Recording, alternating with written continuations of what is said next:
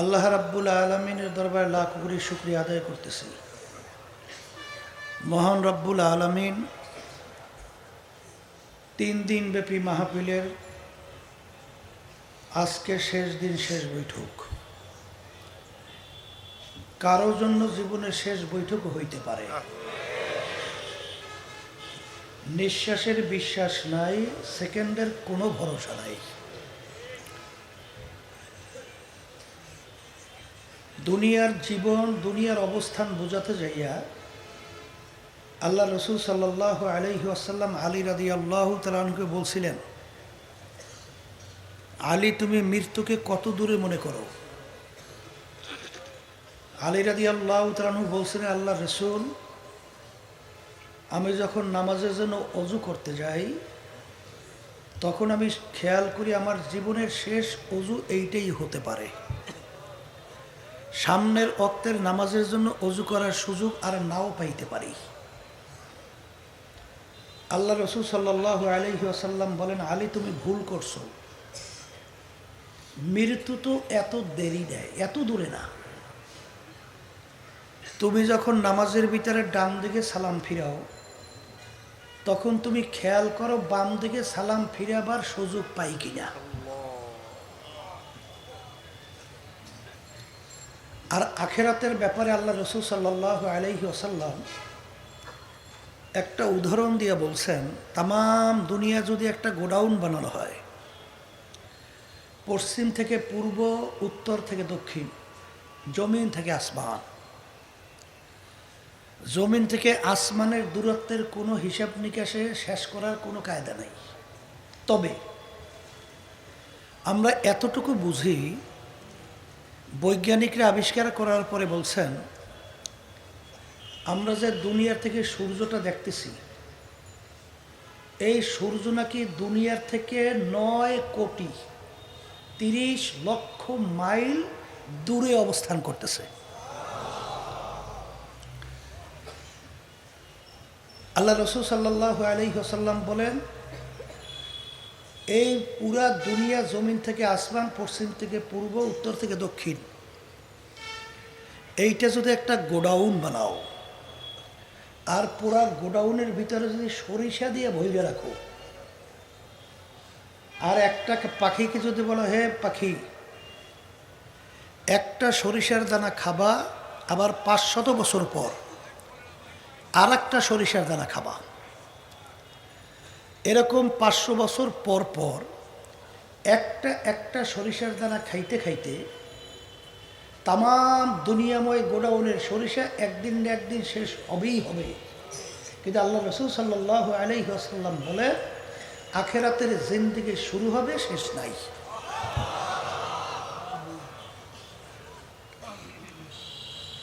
এই 3 দিন ব্যাপী চরমনায় নমুনায় মাহফিল আবার এমন বাইরে বাড়াইছে, পিছনের শব্দগুলো এখন সবে আবার রিপ্লাই করতে আছে, কিন্তু ডাইন পাশ বাম পাশে শব্দ আবার কমাই দিয়েছে। এগুলোরে কোনোদিন মাইকে মাহফিলে করছে না, এগুলো ওইদের বাম পাশের মাইকে শব্দ কমাই দিয়েছে। কত যে তামসা করতে আছে কোনো শেষ নাই। বলছে এক রকমের শব্দ রাখবে সব হরেনগুলা।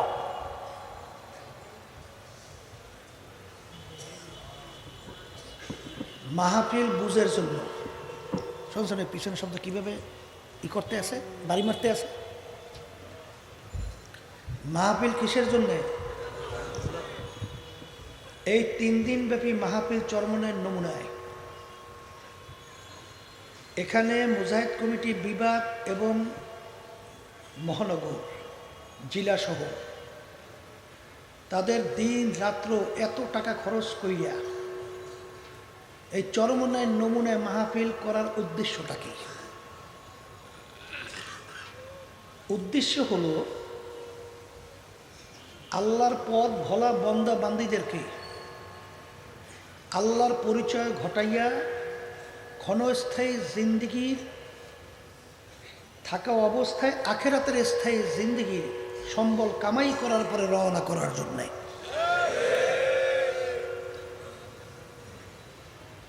এখন কথা হলো, মাহফিল তো করা হয়েছে বুঝের জন্যে। বুঝবে কারা? বলেন যারা মানুষ। বলেন, মুখ খুলে বলেন। পর্দার আড়ালের মা বললো আমাদের সাথে আসতে বলবেন, বাহিরে যেন শব্দ না আসে। আর মা বোনদের কিন্তু একটা অনেক অভ্যাস আছে, কথা বেশি বলে অনেক সময় আলোচনা শোনা কষ্ট হয়। কেউ যেন কোনো কথা না বলে, আসছেন কষ্ট করিয়া। দেখেন আল্লাহ রাব্বুল আলামিনের কাছে দোয়া করেন, একটা কথার মাধ্যমে তো একটা জীবনের পরিবর্তন আল্লাহ ঘটাই দিতে পারে, পারে না? বলছিলাম বুঝবে যারা মানুষ, আর মানুষের সুরতে যারা আবু জাহাল, উতবা, সাহেবা, আবু লাহাব মার্কা, এরা কিন্তু বুঝবে না। এই কথার মাধ্যমে আমি মূলত বোঝাতে চাই, মানুষের সুরাত আকৃতি হইলেই মানুষ হওয়া যায় না। যদি মানুষের সুরাত আকৃতি হইলেই মানুষ হওয়া যেত, কবি এক কথায় বোঝাতে যাইয়া বলছিলেন, গরবা সুরাত আদ মে ইনসা বুদে আহমাদু বুদে জেহেলে হাম একসা বুদে। আল্লাহ রসুল সাল্লাল্লাহু আলাইহি ওয়াসাল্লামকে দেখতে, আবু জাহালকে দেখতে, হাতের দিক থেকে, পায়ের দিক থেকে, অঙ্গ কোনো প্রত্যঙ্গের দিক থেকে কোনো পার্থক্য ছিল? আল্লাহ রসুল সাল্লাল্লাহু আলাইহি ওয়াসাল্লাম তার চক্ষু মোবারক ছিল দুইটা, আবু জাহাল আর চক্ষু দুইটা। আল্লাহ রসুল সাল্লাল্লাহু আলাইহি হাত মোবারক কয়টা? দুইটা। আবু জাহালের হাত পায়ের দিক থেকে সমান না বেশি?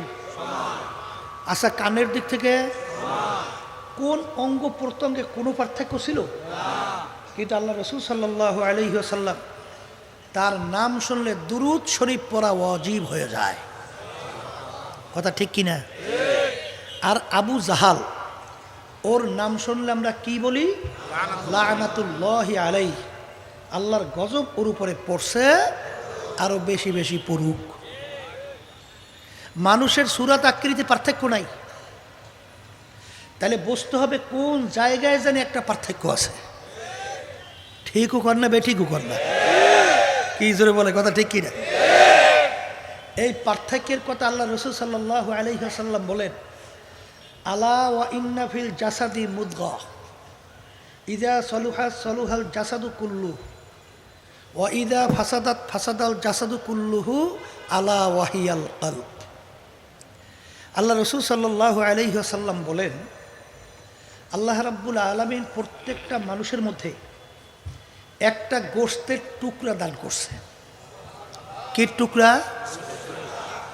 আল্লাহ রসুল সাল্লাল্লাহু আলাইহি ওয়াসাল্লাম বলেন, ওই গোশতের টুকরা যার ভালো হয়ে যায়, এক পর্যায়ে ওই মানুষটা ফেরেশতার চেয়েও সম্মানিত হয়ে যায়। আর ওই গোশতের টুকরা খারাপ হতে হতে এক পর্যায়ে ওই মানুষটা কুত্তা, শিয়াল, শুয়োরের চেয়েও খারাপ হয়ে যায়। ওই গোশতের টুকরার নাম হলো অলপ। বলেন গোশতের টুকরার নাম কি? বলেন গোশতের টুকরার নাম কি? তাহলে এক কথায় মনে রাখা লাগবে, বলেন যার কলব ভালো সে ভালো মানুষ। বলেন আবার মুখ খুলে বলেন, যার কলব ভালো সে ভালো মানুষ, আর যার কলব খারাপ সে খারাপ মানুষ। কথা ঠিক কিনা? আল্লাহ রাব্বুল আলামিন তার রসুলকে দুনিয়াতে পাঠাইছেন ওস্তাদ হিসাবে। এখন ওস্তাদ হিসাবে আল্লাহ রসুল সাল্লাল্লাহু আলাইহি ওয়াসাল্লাম সাহাবায়ে কেরামদেরকে কি শিক্ষা দিলেন, কির জন্য আসছেন?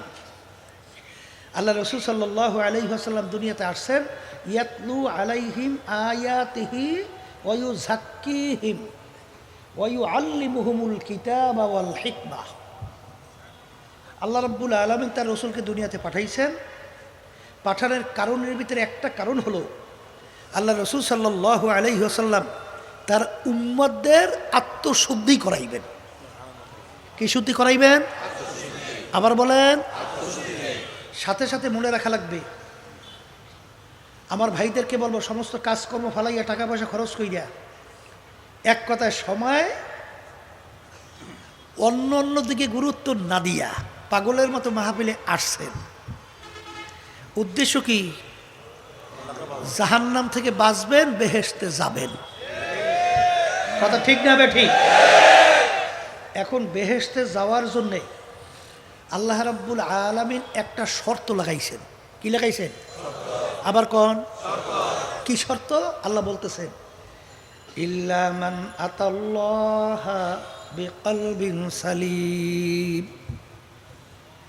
ওই যে বলছিলাম যে আল্লাহ রাব্বুল আলামিন একটা গোশতের টুকরা দান করছে, গোশতের টুকরার নাম হলো কলব। ওই কলবে সালিম অর্থাৎ ভালো কলব ছাড়া আল্লাহ বলতেছেন আমার পবিত্র জায়গা বেহেশতের মধ্যে হবে না। কে বলছেন? আবার জোরে কোন। এখন কলব ভালো করা দরকার আছে না নাই? তাই যাদের কলব ভালো তাদের কিসমত ভালো, আর যাদের কলব খারাপ কিসমত খারাপ। কথা ঠিক কিনা? যাদের কলব ভালো তারা আলহামদুলিল্লাহ ওলামায়ে কেরাম হক্কানির কথা বুঝবে, সেই অনুযায়ী নিজের জীবনকে চালাবে এবং আল্লাহকে রাজি খুশি কইরেই দুনিয়া থেকে বিদায় নিয়ে কবরে যাবে। আর যাদের কলব আবু জাহাল উকবা সাহেব আবুল আহাব মার্কা হবে, তার হক্কানি ওলামায়ে কেরামদের কথা বুঝবেও না, গুরুত্বও দেবে না, সেই অনুযায়ী চলবেও না, আল্লাহকে রাজি খুশি করে কবরেও যাইতে পারবে না। কথা ঠিক কিনা? এখন বুঝের জন্য আমি সংক্ষেপ, জানা জিনিস আবার বারবার আলোচনা করলে এতে কোনো ক্ষতি নাই, উপকার আছে। বলেন কি নাই? কি আছে? আমি বলছি না আল্লাহ বলছে? আল্লাহ বলতেছেন ফাইদা তুলিয়াত আলাইহিম আয়াতুহু যাদাতহুম ঈমানা। জানা জিনিস আবার যদি তোমরা আলোচনা করো, তেলাওয়াত করো, এর মাধ্যমে তোমাদের ঈমান বাড়িয়ে যাবে, ঈমান মজবুত হবে, ঈমান পোক্ত হবে। কে বলছেন? কে বলছেন? তাইলে জানা জিনিস আবার আলোচনা করলে এর মাধ্যমে ঈমান কি বাড়ে। আমার ভাইদেরকে বলবো, পর্দা আলে মা বোনরা যারা শুনতেছেন, বুঝের জন্য আমি কোরআনুল কারীমের শুরুর আয়াত তেলাওয়াত করছি। আয়াতের ভিতরে আল্লাহ ভূমিকায় বলতেছেন এই যে কিতাব দেখো, এর ভিতরে কোনো ভুল সন্দেহ বলতে কিছু নাই। সবাই বলেন সুবহান। শোনেন, এই আল্লাহর বলতে কানাডা এক প্রফেসর ক্যারি মিরল, বুঝলেন, টরন্টো ইউনিভার্সিটির প্রফেসর ছিল। তিনি গণিত এবং যুক্তিবিদ্যার বড় প্রফেসর ছিল এবং তিনি বাইবেলের উপরে, খ্রিস্টান ছিল, পাণ্ডিত্য অর্জন করছিল এবং বাইবেলের দাওয়াত প্রচারক হিসেবে দায়িত্ব পালন করত খ্রিস্টান ধর্ম। একবার তার সঙ্গে আহমাদি দিদার, নাম শুনছেন আহমদ দিদার, তার সঙ্গে তার ডিবেট হইল কোরআন এবং বাইবেল নিয়ে, যুক্তিতর্ক হবে। এখন ক্যারি মিরল চিন্তা করল যে আমার আহমদ দিদারকে তো ঠকানো লাগবে, আমার তো জেতা লাগবে, কারণ তিনি যে কিতাব নিয়ে আসছেন কোরআনুল কারীম, এই কিতাব তো প্রায় 1400-1500 বছর আগের কিতাব। তখন তো কোনো বৈজ্ঞানিকদের এই আধুনিকতার যে বিভিন্ন আবিষ্কার, এইটা কি তখন ছিল? টেলিফোন ছিল, মোবাইল ছিল, ফেসবুক ছিল, ইন্টারনেট ছিল। তাইলে ওই কোরআনুল কারীমের ভিতরে বিভিন্ন ধরনের আধুনিক যুগে ভুল বাড়ি করা স্বাভাবিক। এইটা তার ভিতরে একটা আত্মবিশ্বাস যে আমি ওই ভুল বাড়ি করব এবং তাকে আমি পরাস্ত করব। তাহলে তাকে পরাস্ত করতে হলে কোরআনুল কারীম নিয়ে রিসার্চ করতে হবে না? তিনি কোরআনুল কারীম নিয়ে রিসার্চ করা শুরু করছে। খুইলেই প্রথম দেখে যালিকাল কিতাব লা রাইবা ফীহ। এইটা পড়ার সঙ্গে সঙ্গে তার ব্রেনের মধ্যে, তার কলিজার ভিতরে জোরে একটা ধাক্কা মারছে। ব্যাপার কি? তামাম দুনিয়ার ইতিহাস, তামাম দুনিয়ার যত লেখক, 100-র ভিতরে 100 জন কেউ আজ পর্যন্ত এই কথা বলার সাহসই পায় নাই যে আমার লেখনের ভিতরে, আমার আবিষ্কারের ভিতরে, আমার থিমের মধ্যে, আমার থিওরির মধ্যে কোনো ভুল নাই। এইটা বলার সাহস তাম দুনিয়ার ইতিহাসে 100 জন লেখকের ভিতরে নাই। এই সাহস কেউ করতেই পারে নাই। কিন্তু কোরআনুল কারীম প্রথম খুইলেই দেখি এই কিতাবে কোনো ভুল নাই, সন্দেহ নাই।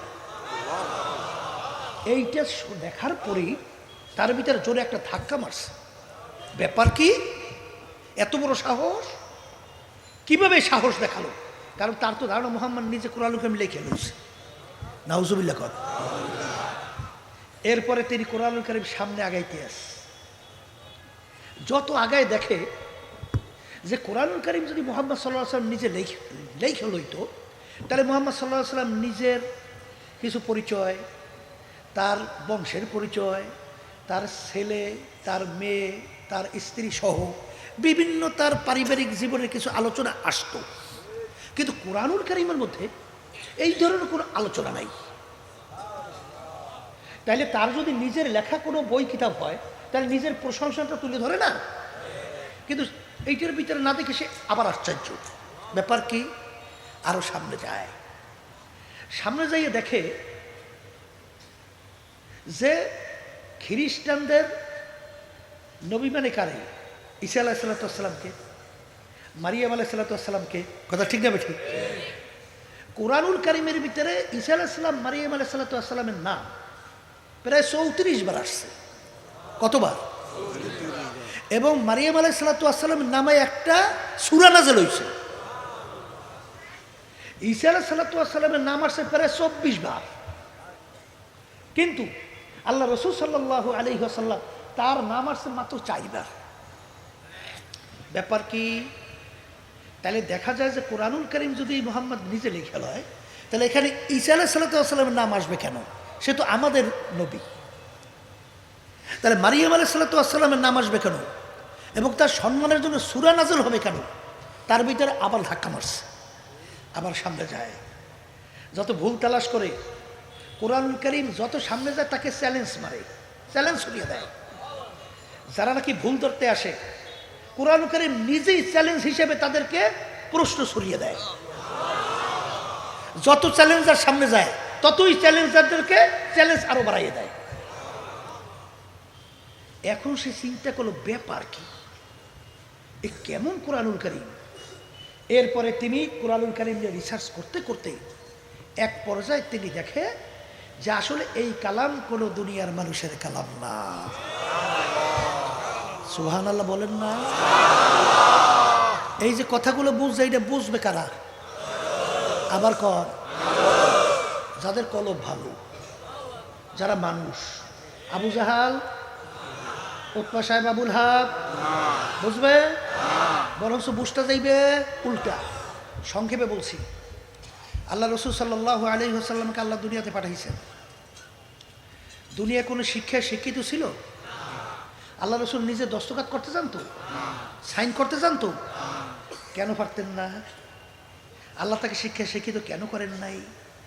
এই দুনিয়াদাররা বলার সুযোগ পাইত। লোকটা খুব ব্রেনে ছিল, মেধাবী ছিল, জাহিনী ছিল, পাণ্ডিত মানুষ ছিল। কোরআনুল কারীম নিজে লিখে লইছে, এটা বলার যেন সুযোগ না পায়। এই জন্য আল্লাহ তাকে দুনিয়া করে শিক্ষায় শিক্ষিত হওয়ার সুযোগ, এমনকি দস্তখত করতে জানতেন না। তাহলে আল্লাহ রাসূল সাল্লাল্লাহু আলাইহি ওয়াসাল্লাম তিনি বিভিন্ন চিঠি লিখতেন, তার বার্তা পাঠাইতেন, প্রমাণ রাখতেন কিভাবে? আল্লাহ রাসূল সাল্লাল্লাহু আলাইহি ওয়াসাল্লাম তার আঙ্গুল মোবারকের ভিতরে আংটি মোবারক ছিল, এই আংটি মোবারক দিয়ে আল্লাহ রাসূল সিল মারত। কয়েক মাস পূর্বে এক ডক্টর গেছিল চরমনায়। আল্লাহ রাসূল সাল্লাল্লাহু আলাইহি ওয়াসাল্লাম তার পক্ষ থেকে যে চিঠি লিখছিল, সেই চিঠির উপর আল্লাহর হাবিবের যে ওই আংটি দিয়ে সিল মারা, সেই সিল মারা সহ চিঠিটা আমার কাছে একটা ইর ভিতরে কাছে বান্ধাইয়া হাদিয়া হিসেবে নিয়ে আসছে। আমি তখন আল্লাহ রাসূল সাল্লাল্লাহু আলাইহি ওয়াসাল্লামের সেই আংটি মোবারক সিলটা দেখলাম। আল্লাহু আকবার। তাহলে দুনিয়ার কোনো শিক্ষায় আল্লাহ রাব্বুল আলামিন তাকে শিক্ষিত হওয়ার সুযোগ দেন। তিনি ছিলেন একেবারে বকালাম। বকালাম ঠিক না, মানে উম্মি, দুনিয়ার শিক্ষা কি উম্মি। তার উপরে 30 বার কোরআনুল কারীম নাযিল হয়েছে। শুরুতে লাগছে কোনো ভুল নাই, সন্দেহ নাই। এ চিন্তা করবে কারা? আবার মুখ খুলে বলেন। এরপরে কোরআনুল কারীমের ভিতরে বর্তমান বৈজ্ঞানিক যখন আবিষ্কার করে কোরআনুল কারীম যে আল্লাহর কালাম, তারা স্বীকার করতে বাধ্য। বলে হুজুর তা কেমন? কোরআনুল কারীমের ভিতরে সমুদ্র সম্পর্কে আলোচনা আসছে না? মুখ খুলে কথা বললেন। আল্লাহ রাসূল সাল্লাল্লাহু আলাইহি ওয়াসাল্লাম যে জন্মগ্রহণ করছেন, আশেপাশে কোনো পানি ছিল? সমুদ্র? আরবের জমিনের খবর যারা জানেন, মাইলকে মাইল নিচে পাথর মারিয়ে যাওয়ার পরেও পানির কোনো সন্ধান নাই, কোনো পানির চিহ্নও নাই। আল্লাহ রাসূল সাল্লাল্লাহু আলাইহি ওয়াসাল্লাম যেখানে জন্মগ্রহণ করলেন, বালি পাথর, কিন্তু সেই কোরআনুল কারীমের ভিতরে সমুদ্র সম্পর্কে আল্লাহ আলোচনা করছে। সুবহানাল্লাহ বলেন না? আল্লাহ রাসূল সাল্লাল্লাহু আলাইহি ওয়াসাল্লাম তিনি সমুদ্র দেখছেন। সেখানে সমুদ্র সম্পর্কে আল্লাহ কি বলছেন? মারাজাল বাহরাইনি ইয়ালতাকিয়ান বাইনাহুমা বারযাখুল লা ইয়াবগিয়ান ফাবিআইয়ি আলাই রাব্বিকুমা তুকাযযিবান। সুবহানাল্লাহ। বৈজ্ঞানিকরা আবিষ্কার করার পরে দেখে, সমুদ্র নিয়ে যখন তারা রিসার্চ করার পরে দেখে কোরআনুল কারীমের ভিতরে সমুদ্র সম্পর্কে যারা আলোচনা আসছে 100% কোরআনুল কারীমের সঙ্গে সমুদ্রের সঙ্গে পুরোপুরি মিলে গেছে। আল্লাহ রাসূল সাল্লাল্লাহু আলাইহি ওয়াসাল্লাম সমুদ্র দেখছে? আর একটু আস্তে কর। তাহলে সমুদ্র সম্পর্কে কোরআনের ভিতরে আলোচনা আসছে, 100% সব মিলছে। এটা আল্লাহর কালাম, এটা যাদের কলব ভালো, বুঝতে অসুবিধা হয়েছে? আস্তে কর। এই কোরআনুল কারীমের ভিতরে সূর্য সম্পর্কে আলোচনা আসছে না? আস্তে কর। আচ্ছা, তখন বৈজ্ঞানিক যুগ ছিল না? আচ্ছা, সেখানে কোনো অত্যাধুনিক কোনো কিছু আবিষ্কারের যুগ ছিল না? আচ্ছা, এখন বর্তমানে বৈজ্ঞানিকরা আবিষ্কার করে সূর্য নিয়ে। কোরআনুল কারীমের ভিতরে আসছে সূর্য সম্পর্কে, অশ-শামসু তাজরি লিমুস্তাকাররিল লাহা। আল্লাহ বলছেন সূর্য তার আপন কক্ষপথে চলমান। বৈজ্ঞানিকরা এখন আবিষ্কার করার পরে দেখে যে আসলেই সূর্য তার কক্ষপথে চলতেছে। সুবহানাল্লাহ বলেন না? তাহলে কোরআনুল কারীম সত্য প্রমাণ হয়? আস্তে কর। হয়? কোরআনুল কারীমের ভিতরে আল্লাহ রাব্বুল আলামিন বলেছেন আমি যা বানাইছি সব জোড়ায় জোড়ায়। আমরা তো আগে বুঝে নাই। ধান গাছ লাগান না, ধান গাছের মধ্যে আবার জোড়াটা কি? ধান গাছের মধ্যে আর জোড়া কি, এটা বুঝে ধরে?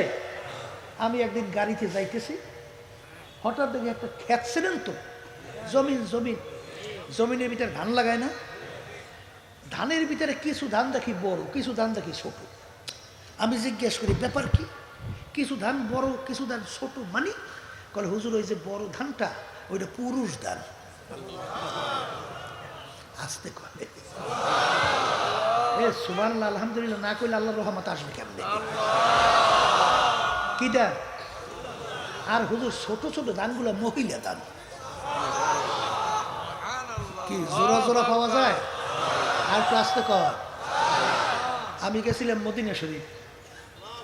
বাংলাদেশের একটা লোক খেজুর বাগানে চাকরি করে, আমার সঙ্গে দেখা করতে আসছে। আমি বললাম যে ভাই, আমার জন্য আজোয়া খেজুরের চারা দিতে পারো? বাংলাদেশে নিয়ে যাব। কলে হুজুর পারি। তো ও খেজুরের চারা ভালো করে প্যাকেট করে আমার জন্য নিয়ে আসছে। আমি নিয়ে আসছি। চরমনাই যারা গেছে, আমাদের কবরস্থান দক্ষিণ পাশে লাগাইছে, গাছ বড় হয়েছে, অনেক বড় হয়েছে। পাশ দিয়ে আবার ড্যামও ছাড়ছে। এখন বলতেছে হুজুর এই খেজুরে ভালো খেজুর হওয়ার জন্য পরাগান লাগবে। পরাগানটা কি? অর্থাৎ পুরুষ গাছে ওই গুড়ি মিশ্রণ লাগবে। সেখানেও কি আসতে কয়? সেখানেও কি? আরে একদিন পান খাইতে এসে পান, এখন আমার কয় কি হুজুর যেই পান্ডার দুইটার একাশে মেশবে ওই পান্ডা খাইতে মজা। আমি বলি কারণ কি? কলে হুজুর এটা মহিলা পান। কি বলছে? দেখেন পানের ভিতরে ওই যে র্যাগের জোর হাতাও ফার থাকতো, সেখানেও কি তাই কোরআন করে সত্য প্রমাণ হয়। একটু আসতে একটু ইংরেজি বাংলা কই রে, যারা বর্তমানে নাস্তিকদের পায়খানা প্রস্রাবে পাছার খাইছেন, যারা মালিকের পরিচয় পান নাই, যারা আখেরাতের পরিচয় পান নাই, আপনি তো মনে করেন আমি অমুক সাহেব তমুক সাহেব, তুমি একটা শুয়ার কুত্তার চেয়েও খারাপ। ঠিক না বেঠিক? এই যে আমার বাচ্চাদেরকে বলবো, এ আল্লাহর বান্দারা ভালো না, 12 ভাষায় ডক্টরেট ডিগ্রি অর্জন করছিল। এখানে হাজার হাজার মানুষ, 2-1 জন হয়তো বা ডক্টরেট ডিগ্রি থাকতে পারে, তাও আবার এক বিষয়ের উপরে, 2 বিষয় তো চিন্তা করা কঠিন। সে কয় ভাষায় ডক্টরেট ডিগ্রি? 12 ভাষা। অক্সফোর্ড বিশ্ববিদ্যালয় সহ তিনি পড়াশোনা করছেন। তাই দুনিয়ার শিক্ষার দিক থেকে বলতে গেলে শীর্ষ পর্যায়ে, কথা ঠিক? এই ছিল তার শিক্ষা যোগ্যতা। সম্মানের দিক থেকে ভারতের প্রায় 70 কোটি কম বেশি হিন্দু তাকে ধর্মীয় ভগবান মাইনা তার সামনে হাত জোর করিয়া নমস্কার দিত। তাকে কি না কয় হিন্দু ভাষায়? হ্যাঁ, প্রণাম প্রণাম করত। আচ্ছা, তাইলে সেখানে সম্মানের দিক থেকে শীর্ষ পর্যায়ে, অর্থের দিক থেকে বিদ্যাবংশ প্রায় 3টা আশ্রমের মালিক ছিল, শত শত কোটি টাকার মালিক। তিনি চিন্তা করলেন সৃষ্টিকর্তা একজন, এক সৃষ্টিকর্তার নিয়ম মানুষের জন্য হবেও একটা। কয়টা? এক শ্রেণী মানুষকে বলবে পশ্চিম দিকে ফিরে নামাজ পড়ো, আর এক দলকে বলবে পূর্ব দিকে ফিরে নামাজ পড়ো। এটা হয়? এক সৃষ্টিকর্তার হুকুম মানুষের জন্য কয়টা হয়? তার সৃষ্টিকর্তা একজন, মানুষের জন্য নিয়ম হবেও একটা। দুনিয়া ক্ষণস্থায়ী, আখেরাত স্থায়ী। আসলে সৃষ্টিকর্তার নিয়ম কোনটা এটা আমার তালাশ করে বের করতে হবে। তিনি তো আরবি ভাষা বোঝে, ইংরেজি ভাষা বোঝে, উর্দু বোঝে, অন্যান্য ভাষা, 12 ভাষায় পণ্ডিত না, সবই তো বোঝে। তিনি কোরআনুল কারীম নিয়ে রিসার্চ করা শুরু করছে। কোরআনুল কারীম নিয়ে রিসার্চ করতে যাইয়া তিনি দেখে একমাত্র দুনিয়াতে একমাত্র সৃষ্টিকর্তার কিতাব, তার নাম হলো আল কোরআন। সুবহান। আর ধর্মের নাম হলো ইসলাম। এখন 12 ভাষায় ডক্টরেট ডিগ্রি, সম্মানের শেষ নাই, সম্পদের শেষ নাই। তার মুসলমান হওয়া কি এত সহজ? জানের ঝুঁকি আছে না? সরকার রাখবে, সঙ্গে সঙ্গে গুলি করতে পারে, কথা কয় না? আচ্ছা, জানের ভয়, সম্পদ থাকবে, সব বাজেয়াপ্ত হবে না? তাহলে সব সম্পদ যাওয়ার ভয়। সম্মান থাকবে, সম্মানও যায়। এমনকি আত্মীয় স্বজন থাকবে, তাও যায়। স্ত্রী সন্তান থাকবে, তাও যায়। তারপরেও তিনি সিদ্ধান্ত নিয়েছে মুসলমান হবেই। আর বর্তমানে এক সিনেমার মুসলমান ভাইরা আছে, পর্দালে মা বোনের আছে, 1000 টাকা 5000 টাকা পাইয়া ইমান ভরে বিকেলে দুপুরে ঘন্টায় ঘন্টায় বিক্রি করতে চিন্তাও করে না। আল্লাহ মাফ করিয়ে দেন আমরা সবাইকে। কথা ঠিক না? ঠিক। এ কপাল পোড়ারা, বাংলাদেশের ভিতরে একটা ইলিশ বলে 5000 টাকাও বিক্রি হয়েছে। তাইলে তোর দাম, তোর ইমানের দাম 5000 টাকা, একটা ইলিশ মাছের দামও হয় নাই। কপাল পোড়া।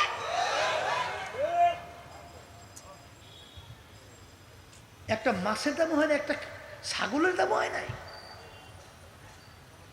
তুই 1000 টাকা 2000 টাকা 5000 টাকা 10,000 টাকা পাইয়ে তুই ইমানটা বিক্রি করে ফেলাও।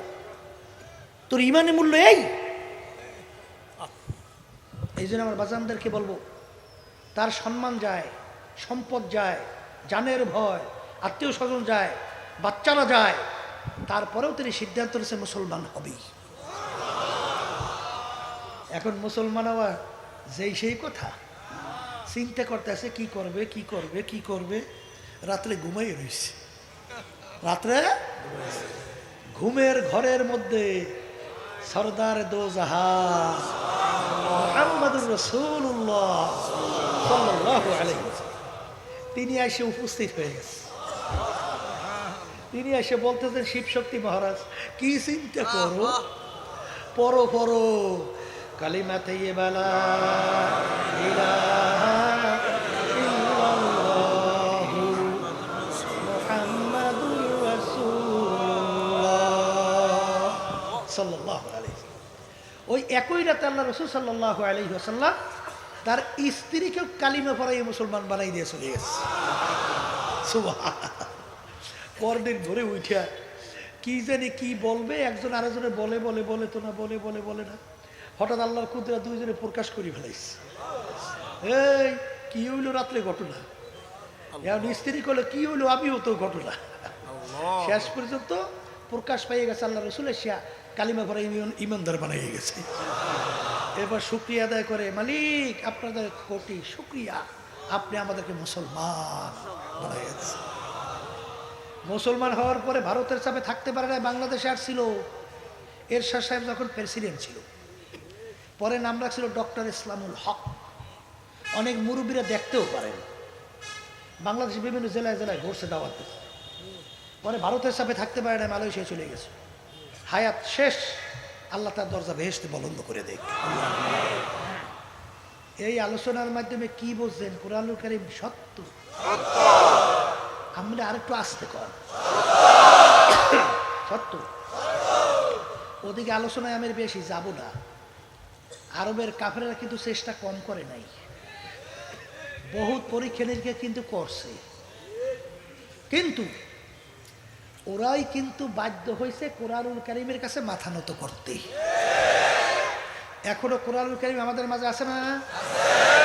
আল্লাহ রাব্বুল আলামিন তার রাসূলকে দুনিয়াতে পাঠাইছেন, প্রায় ৩২০০ মতো মুজিজা আল্লাহ তাকে দান করছিলেন। কতর মতো? এর ভিতরে সবচেয়ে বড় মুজিজা হলো কুরআনুল কারীম। সবাই বলেন সুবহানাল্লাহ। কারণ কুরআনুল কারীম নাযিল হওয়ার পরে একটা নুকতার কেউ পরিবর্তন ঘটাইতে পারছে? আর একটু আস্তে কর, পারে নাই কে? ওই কুরআনুল কারীমে আল্লাহ রাব্বুল আলামিন বলছেন, ইন্না নাহনু নাযালনা যিকরা ওয়া ইন্না লাহু লাহাফিজুন। কুরআনুল কারীম নাজিল করলাম আমি, ওর হেফাজত সংরক্ষণের দায়িত্ব নিলাম আমি। কেন সংরক্ষণ করবে? এই কোন জায়গায় সেদিনকে আর গেলা, এতটুকু একটা বাচ্চা ওর নিয়ে আসছে, হুজুর ও ৩০ পারা কুরআনুল কারীম হাফেজ হয়ে গেছে। আমি বলে আল্লাহ, এতটুকু বাচ্চা ৩০ পারা কুরআনুল কারীম আর সিনার মধ্যে আল্লাহ ঢুকাই রাখছে। এই কুরআনুল কারীম এক দ্বারায় আলিফ লাম মিম, আর একেবারে ওয়ান নাস এক দ্বারায় তেলাওয়াত করে না? করে না? কেমনে হেফাজত করবে? কথা বুঝবে। তাম দুনিয়া এমন কোন গ্রন্থ আছে যে একের প্রথম থেকে শেষ পর্যন্ত এক দ্বারায় ঠোঁটস্থ করতে পারছে? পারছে? আমরা শুনি নেই, আপনারা শুনলে বললেন। কি শুনছেন? তাহলে বুঝা গেল যে কুরআনুল কারীম আল্লাহ কেমনে হেফাজত করবেন। এত শত্রুরা শত্রু করতেছে। আজকে বাংলাদেশের ভিতরে, যে দেশের ভিতরে প্রায় ৯২ জনের মতো মুসলমান বসবাস করে, সেই দেশের মধ্যে আজকে শিক্ষা সিলেবাসের মধ্যে যেই শিক্ষা পাঠ্যসূচি তৈরি করছে, যেই শিক্ষা পাঠ্যসূচির মধ্যে মানুষকে নাস্তিক বানাবার বিভিন্ন প্রক্রিয়া চালু করছে। কথা ঠিক না? আপনারা জানেন সেই শিক্ষা সিলেবাসের মধ্যে ইসলাম ধর্মের ভিতরে ঢুকিয়ে দেওয়া হয়েছে হিন্দুদের মূর্তি। হিন্দু ধর্মের শেখার ব্যাপারে আমরা নিষেধ করি, খ্রিস্টান ধর্ম শেখার ব্যাপারে নিষেধ করি, কিন্তু আমরা মুসলমান ধর্মের ভিতরে তোরা হিন্দুদের ছবি ঢুকাবি চাও কি? জোরে বলে কথা ঠিক না বেটি? এরপরে এখন শিক্ষার পরিবর্তে শিখায় কি? টুনটুনা টুনটুন ডুম্বুর ডুম্বুর ডুম্বুর ডুম্বুর ডুম্বুর। এরপর শিখে যৌনসার। একটা ছোট বাচ্চা ও তো যৌন সম্পর্কে কিছু বোঝে না, ওরে পড়াইতে আছে। এখন বাপের কাছে জিজ্ঞেস করে, আব্বা যৌনি কাকে বলে? এখন বাপে কি উত্তর দেবে? রে ও কলে বড়, তারপর বুঝবি। এই ছোট ছোট বাচ্চাদেরকে অবাক পশুদের মতো মেলামেশা, ওপেন সেক্স যেটা বলা হয়, জারজ বলাবার বিভিন্ন প্রক্রিয়া বর্তমানে চালু হয়েছে।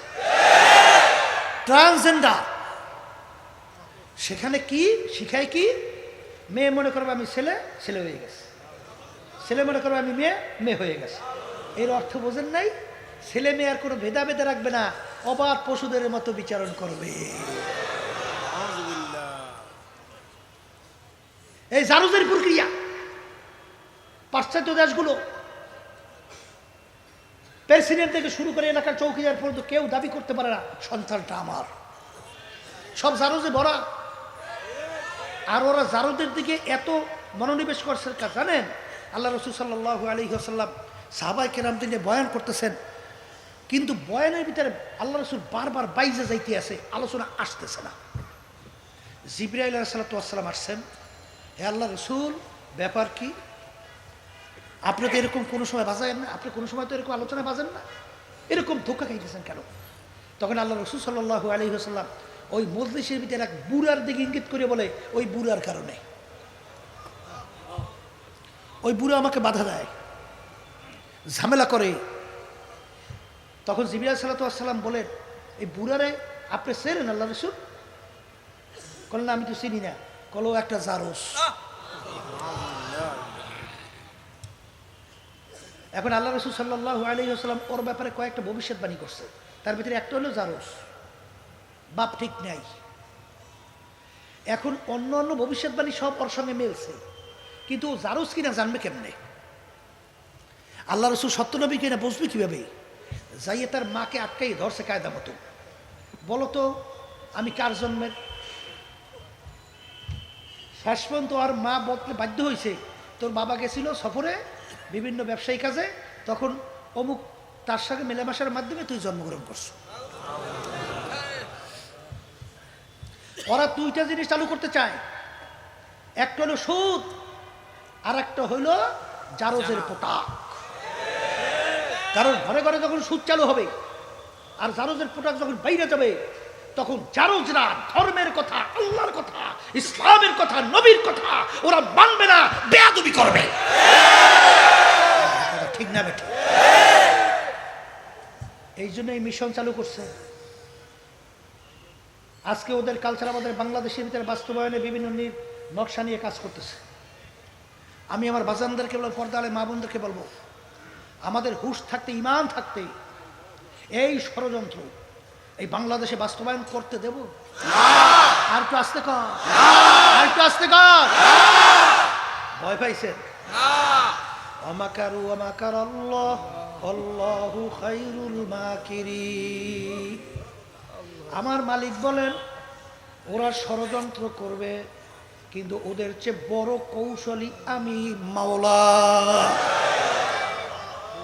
আপনার আমার দায়িত্ব ইখলাস নিয়ে মুমিনের চরিত্র অর্জন কইরা রাস্তায় সাধ্য শক্তি অনুযায়ী ছাপাইয়া পড়া, আর প্রতিবাদ করা লাগবে না? লাগবে। অনেকে কিন্তু চুপচাপ বইয়ে রয়েছে, কথা কয় না, কিন্তু ওই হাদিসের কথা মনে রাখেন, মান রাআ মিনকুম মুনকারান ফালিয়ুগাইয়িরহু বিয়াদিহি ফাইন লাম ইয়াস্তাতি' ফাবিলিসানিহি ফাইন লাম ইয়াস্তাতি' ফাবিকলবিহি ওয়া যালিকা আযআফুল ঈমান।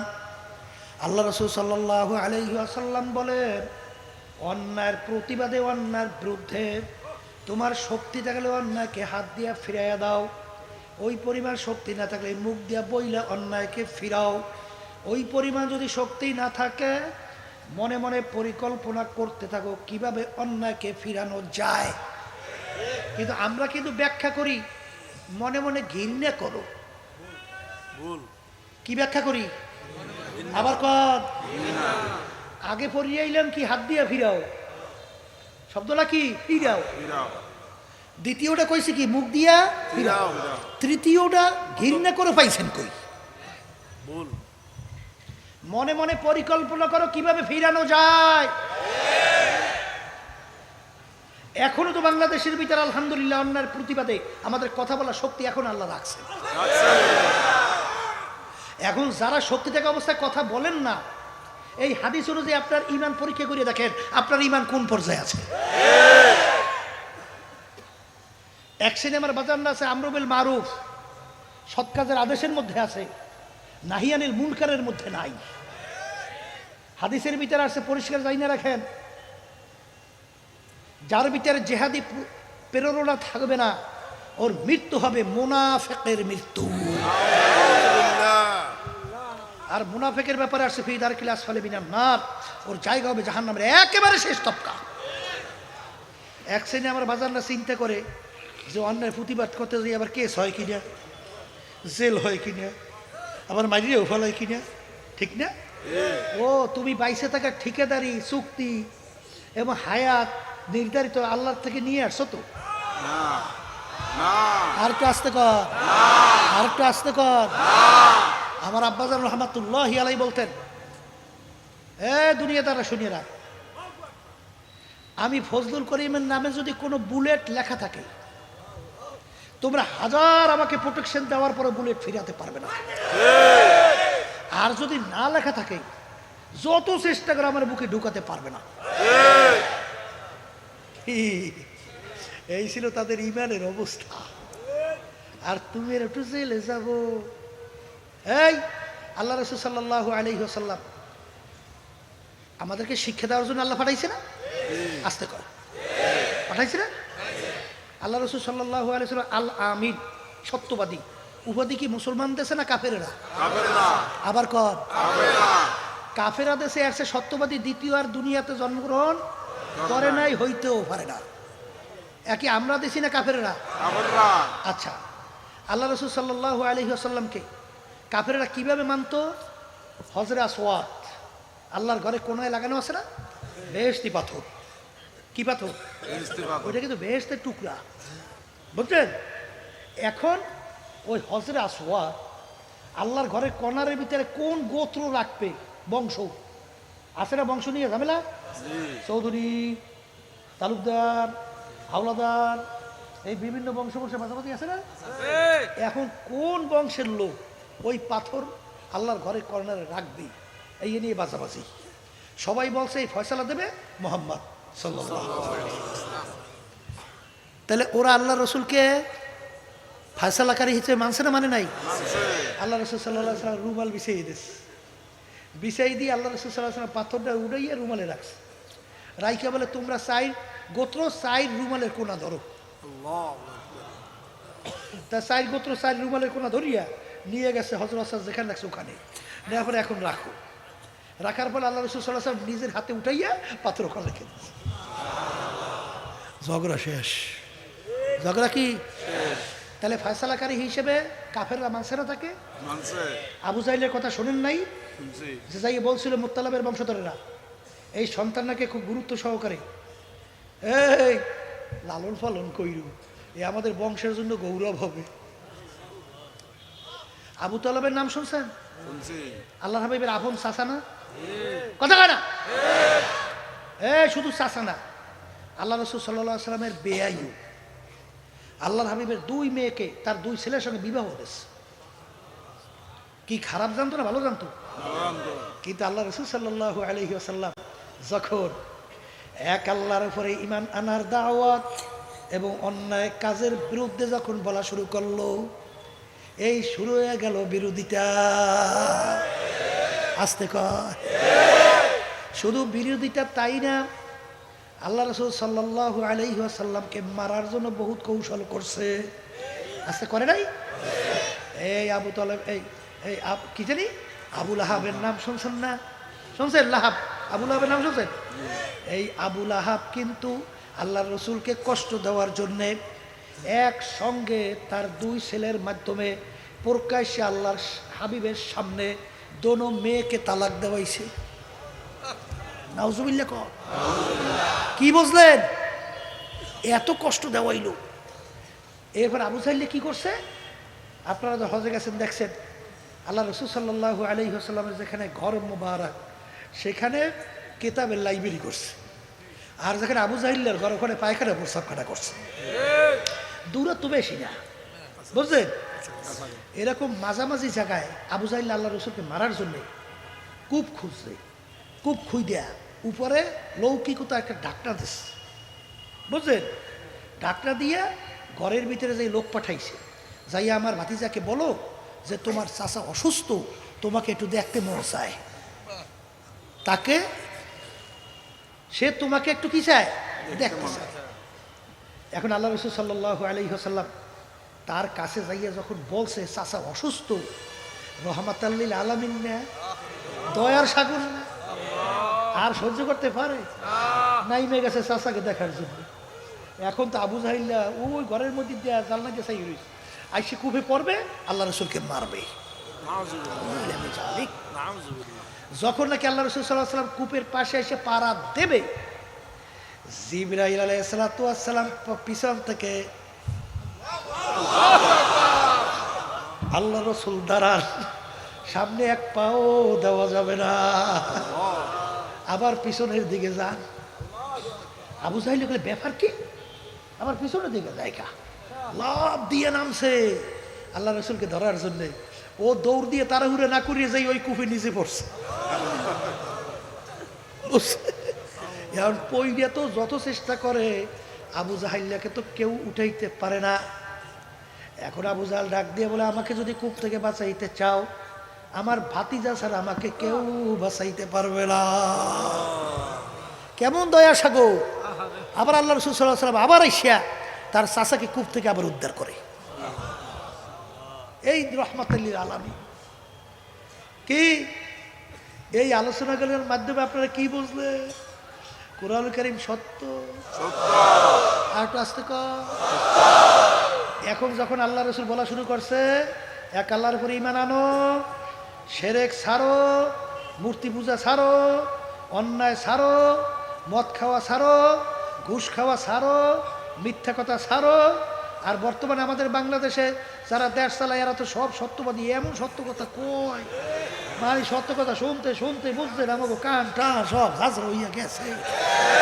ওরে সত্যবাদীর দল বাইরেছে, কথা ঠিক না ব্যাঠি? আল্লাহ মাফ করুক, কথায় কথায় এসে গেছে, বুঝলে? আমাদের বাড়ি বরিশাল, ওখানে পাশে আছে কাশীপুর। জায়গার নাম কি? একটা প্রবাদ বাক্য আছে, কাশীপুরিয়া সাক্ষী। কি সাক্ষী? কাশীপুরিয়া সাক্ষী। ঘটনা তো জানেন না, কাশীপুরিয়া সাক্ষীটা কি? শোনেন, পয়সা দিয়ে মিথ্যা সাক্ষী দেওয়া হইতো, বুঝলেন? এখন আগের যুগে শুনছি যে কোরআনুল কারীম মাথায় নিয়ে বলে সাক্ষী দেওয়া হইতো জজ সাহেব, যে কোরআনুল কারীম মাথায় এলো, এইবার মিথ্যা বলবা না, সাক্ষী দেবো।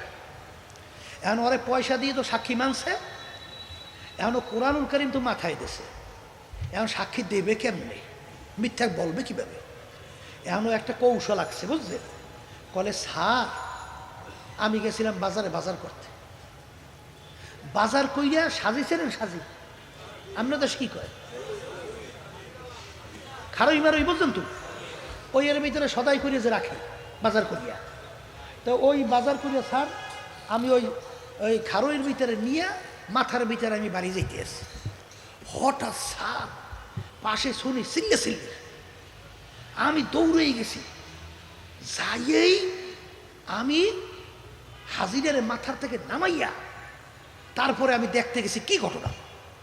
এই যে হাজি মাথার থেকে নামাইছি, এই কথা বলে কোরআন শরীফ মাথায় দিয়ে নামাই নিষেধ হয়ে, কথা বোঝেন নাই? বুঝে ওই হাজি মাথায় দিয়ে নামাইছে মানে কোরআন শরীফ মাথায় দিয়ে থুইতে আছে, থুইয়ে টুই এইবার কয় স্যার, এইবার থেকে অমুকে একটা তরবারি দিয়া ওরে খুব দিয়া শেষ। এই এর নাম হয়েছে কাশীপুরিয়া সাক্ষী, বুঝলেন? আগে মিথ্যে কথা বলার ব্যাপারেও তাদেরও একটা চিন্তা ছিল, কপালে ভাঁজ পড়তো, মুখ বেঁকা হয়ে যাইতো। আর এখন মিথ্যে এমন ভাবে বলে মনে হয় যেন আখেরাত আল্লাহকে বিশ্বাসই করে না। কথা ঠিক না ঠিক? আর সবচেয়ে বড় কবিরা গুনার ভিতরে বড় কবিরা গুনাহ হলো মিথ্যা সাক্ষী দেওয়া। জোরে বলেন কথা ঠিক কিনা? মিথ্যা বলে একটা কবিরা গুনাহ। এখন এইটা মানবে কারা, বুঝবে কারা? আমার কন এই জন্য আমার বাচ্চাদেরকে বলো, পর্দা আলে মা বোনদেরকে বলবো, এই আলোচনার মাধ্যমে কি বলবেন? কুরআনুল কারীম সত্য। আর একটু আশা করেন, আচ্ছা কুরআনুল কারীম যদি সত্য হয় তাইলে নিজের জীবনকে কুরআনুল কারীম অনুযায়ী, আল্লাহ রসুলের তরিকা অনুযায়ী চালাইয়া কবরে যাওয়া লাগবে না? আর একটু আসতে লাগবে। আল্লাহ আপনি আমার জন্য, আমার সবার জন্য কবুল করে না। অনেকে তো মনে করেন বিপদ, হুজুর এই চিত্ত বিনোদনের যুগে হুজুর এই উল্টা স্রোতে চলা, হুজুর বিপদ এসে আসে নাই। কিন্তু সাহাবায়ে কেরামদের ইতিহাস আল্লাহ বলতেছেন, হে আমার বান্দা বান্দিরা, তোমাদের ঈমান বিশ্বাসের ধরনটা কেমন হবে? আমিনু কামা আমানান নাস, তোমাদের ঈমানের ধরন হবে সাহাবায়ে কেরামদের যেভাবে ঈমানের অবস্থান ছিল। কি জোরে বলেন কথা ঠিক না বেঠিক? সাহাবায়ে কেরামদের ঈমানের অবস্থা কেমন ছিল? সাহাবায়ে কেরামরা কখনোই স্রোতের সাথে নিজেদেরকে পরিবর্তন ঘটায় নাই, স্রোতকে সমাজকে পরিবর্তন ঘটাইয়া দিছে। বলেন বলেন বলেন। এ সামাজিকতা, আধুনিকতা স্রোতের সঙ্গে নিজেদেরকে পরিবর্তন ঘটায় নাই, ওই সামাজিকতা আধুনিকতা পরিবর্তন ঘটাইয়া দিছে। জোরে বলেন কথা ঠিক কিনা? এই ছিল তাদের ঈমান। একটা ঘটনা শুনলেই বুঝবেন। এই সাহাবায়ে কেরামদের এক জামাত দল দাওয়াত করছে বাদশা, সেই দেশের ভিতরে সবচেয়ে ঘৃণিত কাজ ছিল খাওয়ার পরে প্লেট পরিষ্কার করে খাওয়া। এটা সুন্নাত না? আর ওই দেশের ভিতরে সবচেয়ে ঘৃণিত কাজ ওইটা। এখন বাদশা দাওয়াত করছে সাহাবায়ে কেরামদের জামাতকে, তাদের সবচেয়ে ঘৃণিত কাজও হলো খাওয়ার পরে প্লেট পরিষ্কার করিয়া খাওয়া। এখন বাদশার মেহমান সমাজের ভিতরে সবচেয়ে খারাপ কাজটা যদি করে, বাদশা সমাজে মুখ দেখাতে পারবে? লোকজন বলবে না যে বাদশাটাও ছোট লোক? ছোট লোক বোঝেন? বোঝেন না? বুঝি অসামাজিক। যদি অসামাজিক না হইতো তাহলে সে অসামাজিক লোকদেরকে কেন দাওয়াত করছে? এই জোরে বলে কথা ঠিক না? এখন বাদশা অনুরোধ করতে আছে সাহাবায়ে কেরামদের জামাতকে যে হুজুর, আমরা তো জানি আপনারা খাওয়ার পরে প্লেট পরিষ্কার করিয়ে খান, আমাদের দেশে সবচেয়ে ঘৃণিত কাজও এটা। হুজুর এই কাজটা যদি আপনারা করেন তাহলে আমি সমাজে তো মুখ দেখাতে পারবো না। আজকে আমার সম্মানের জন্য, আমার অনুরোধে আজকে একটু প্লেটটা পরিষ্কার করে খাইয়েন না। সাহাবায়ে কেরামদের জামাত যে কি করবো, বাদশার মেহমান দাওয়াত তো দিনের পৌঁছানো লাগে, এখন করা কি, তাহলে আজকের জন্য একটু থাও, পরে বুঝেই শুনে কায়দা করবো। অনেক করছে। বর্তমানে এক শ্রেণী আছে না, এই আমি ইসলামে প্রচার নিয়ে নামছি, পোশাক আদি সব হইলে বিজাতিদের, বলে এটা আমাদের কৌশল। আসতে কয় দেয় সাহাবায়ে কেরামদের কৌশল বোঝে নাই না? আমিনু কামা আমানান নাস, তোমরা ঈমান আনো সাহাবায়ে কেরাম যেভাবে ঈমান আনছিল। কথাটাকে আমি বলছি না, আল্লাহ আল্লাহু আকবার। সাহাবায়ে কেরামদের জামাত সাফ সাফ জানাইয়া দেয়, হে বাদশা যাই না রাখো, আজকে তোমার বাদশার মেহমান হব, এই সম্মান কামাই করতে যাইয়া আল্লাহ রসুলের একটা সুন্নাত ছেড়ে দেব। ও বাদশা জেনে রাখো, আমাদের জীবন থাকতে হুঁশ থাকতে কোনোদিন হবে না। এই ছিল সাহাবায়ে কেরামদের ঈমান। আর বর্তমানে আমাদের ঈমানের অবস্থান কি? এক শ্রেণী বর্তমান মুসলমান সন্তান যখন দুনিয়াদারদের মজলিসের মধ্যে যায় তখন নিজের অবস্থান পরিবর্তন ঘটাইয়া আধুনিকতা সাজে। কি সাজে? আবার একদল বাইরে এসে ওদের সমাজে যাইয়া এখন বাম হাত দিয়া খাওয়া শুরু করে। ভুল কইছি মনে আমি? আবার ওদের সমাজে যাইয়া খাওয়ার পরে প্লেটের ভিতরে আবার কিছু খানা ফালাই রাখে। কি শোনেন নাই, দেখেন নাই? যদি জিজ্ঞাসা করে, এই বেটা, এই কিরে তুই বাম হাত দিয়ে খাস কেন? হয় বলে এটা একটা আধুনিকতা। কি এটা? যদি আবার কোনো সময় কয়, এই বেটা, এই তোর ডাইন হাত আছে, বাম হাত দিয়ে খাস কেন? আবার রাগ হইয়া যায়। আমার সঙ্গে একদিন একজন ঝগড়া করছে, এই জন্য বলতে আছে। বলছি না, আরেকটা বিষয় নিয়ে এটা না, তারা ঝগড়া করতে আছে। আমেরিকা সহ জালেম